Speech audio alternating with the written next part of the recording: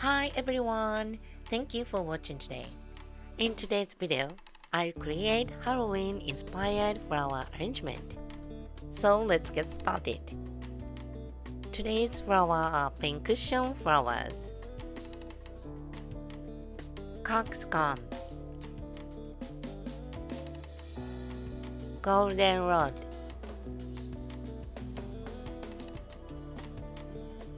and kangaroo paw.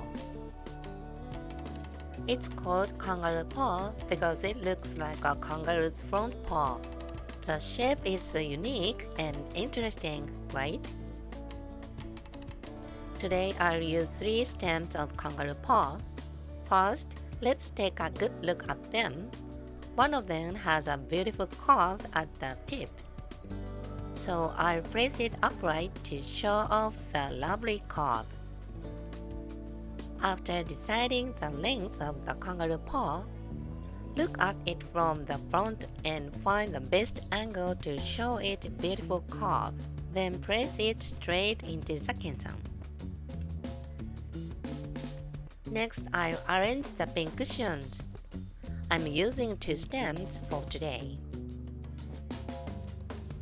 Take a close look at them.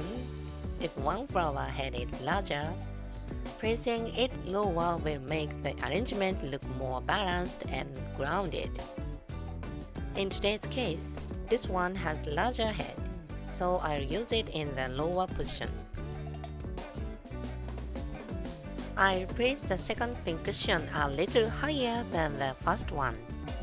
A good tip is to make sure the flowers aren't facing away. Even if they're not close together, try to make them look like they're softly leaning toward each other.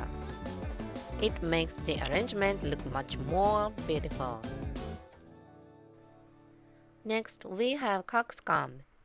The name cockscomb comes from its resemblance to a rooster comb. Because of its soft, velvety texture, I used to think it was a winter flower. But actually, it's in season from early summer to autumn. Did you know that? I'm using 2 stems of cockscomb today. Before cutting them, take a moment to look carefully and decide where you'd like to place each one. Also, remove extra leaves and buds along the stems. This will make your arrangement look cleaner and more stylish.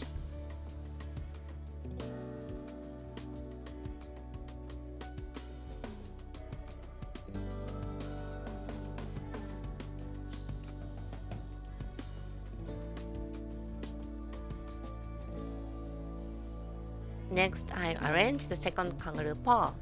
Place it on the right side of the first one, so that its stem touches the water in the base. It looks so beautiful with its reflection on the water.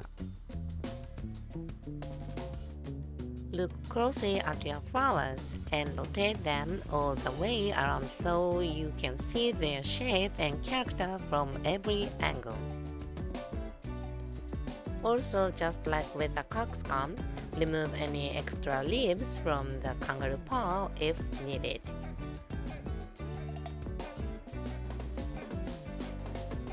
Finally, let's add the goldenrod. Make sure to remove any extra leaves or buds. Cleaning them up helps the other flowers really stand out. In Ikebana, choosing what to cut and what to keep can sometimes feel challenging. But once the piece is complete, just looking at it brings so much joy and peace. When you prune and remove extra leaves, you might notice how focused you feel. It's almost like meditation, and it helps clear your mind and relieve stress.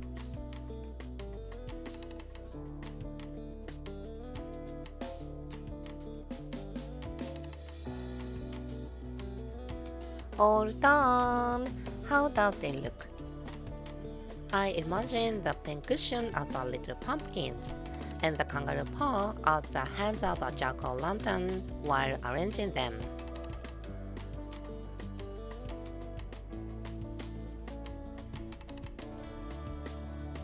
I hope this video brings happiness and peace to your heart. That's it for today's lesson.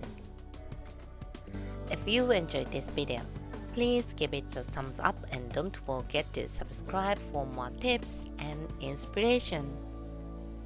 And if you like to be even more healed by the beauty of flowers, please check out my ebook.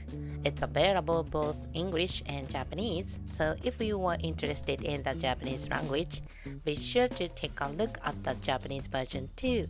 You'll find all the details in the description box below. もっとお花に癒されたいなと思ったら、ぜひ私の電子書籍をご覧ください。日本語版と英語版をご用意しております。概要欄にリンクを貼っておりますので、ぜひご覧ください。Thank you for watching till the end. 最後までご覧いただきありがとうございました。それではまた次回の動画でお会いしましょう。See you next time. Bye!